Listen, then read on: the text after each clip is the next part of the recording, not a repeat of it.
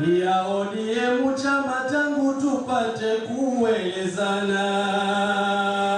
Karibu baba Raila, wewe ndiwe namba 1.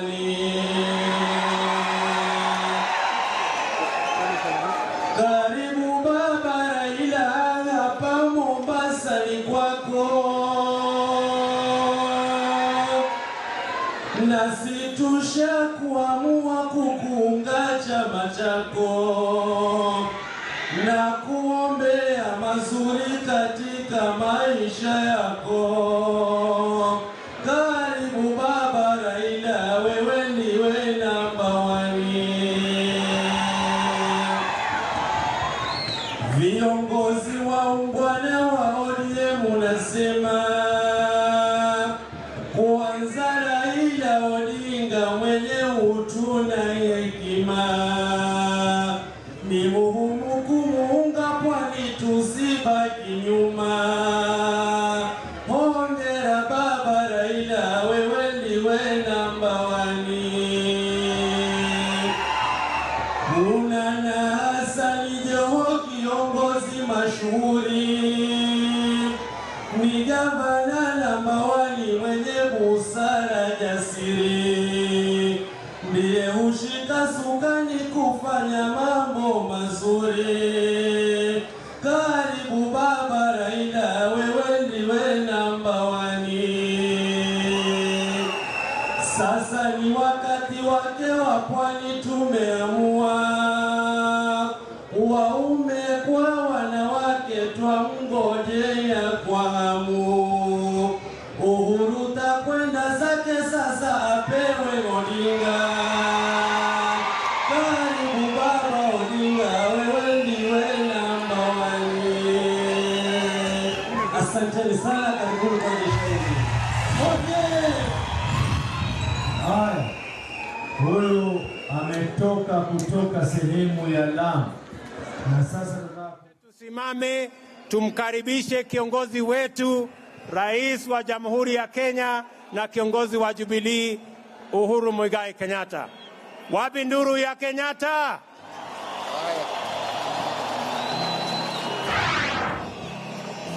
Asanteni sana, asanteni sana.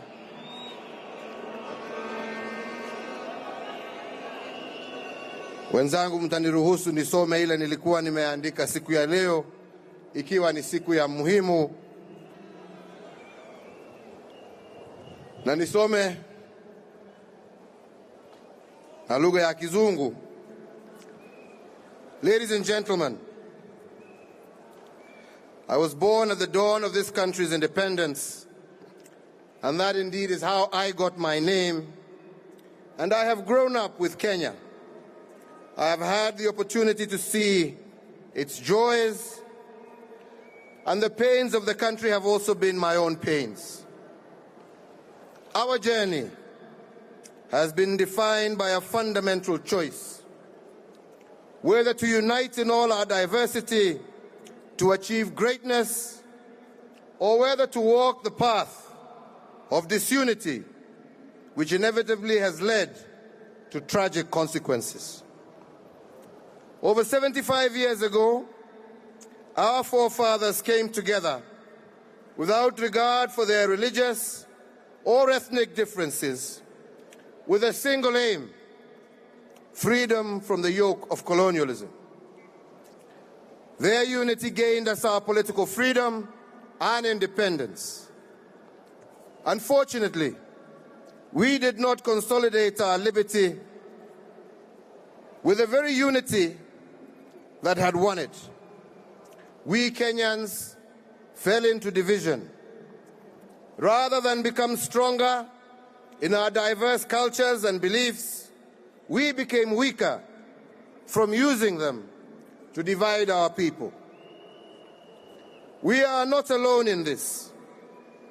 Across the continent and in many other parts of the world, ethnicity and religion were mobilized to serve the interests of the few. In Rwanda, we witnessed 1 million who were brutally murdered just for being Tutsis, many of them by their very own neighbors. Too often in Africa, ethnic differences become political differences. Almost everywhere this has happened, death and deepening poverty were the result. For decades, South Sudan, the youngest country in the world, fought for independence. They succeeded to gain their independence, only to turn on each other, and thousands of innocent men and women have paid the highest possible price. Here in Kenya, we have sometimes made this tragic choice. It led to reversals in progress, and in 2008, it brought us to our darkest moment. We recall that it was when we were united as a people that we managed to grow and diversify our economy, to work on a dream, to stand tall among the nations. Our achievements in that early period of our nationhood came as a result of our unity. But this did not necessarily mean conformity. We argued with one another, reflecting different ideals, different visions of a common future. These differences were honest differences of ideology, and ethnicity was then a far less potent tool for organizing political mobilization than it later became. A decade after our independence, many of our economic indicators were ahead of many of the countries that came to be called the Asian tigers for their rapid progress to great wealth. Countries like Malaysia, Korea, the United Arab Emirates did benchmarking trips here to learn how we were growing new sectors of our economy. It is unfortunate that today it is the Kenyans who get on planes to go abroad to learn from those who succeeded by learning from us. Division and disunity bred a politics that was undemocratic and unresponsive to the needs of the people, until in the late 1980s, Kenyans started to agitate for change, seeking to unite around a common goal of pursuing multi-party democracy.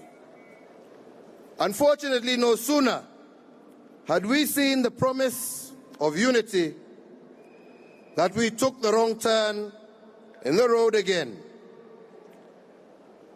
From that came the politics of division and even ethnic violence through the 1990s. The politics of this new century also started with a call of unity in 2002. However, no sooner had that diverse and united government taken office that the cracks again appeared. Much was achieved in development and economic growth, but disunity along ethnic lines almost destroyed this country. Our first referendum in 2005 was a major political milestone. Unfortunately, it also became a platform for a new era of ethnic politics. In that divided way, we walked into the tragic breakdown following the 2007 elections. Fellow Kenyans, today we must say that we cannot allow ourselves to keep making this fatal choice. Indeed, William and I chose to unite as friends and as Kenyans. We urge conflicting communities to come together in search of reconciliation, knowing that this would be the path of unity that this country deserves and needs. We decided to offer leadership to serve the people of Kenya, who have always sought freedom and progress in spite of their sometimes disappointing leaders. Ladies and gentlemen, in my reflections on the importance of this day, I draw strength from Psalm 133. How good and how pleasant it is for brethren to dwell together in unity. This yearning for unity is what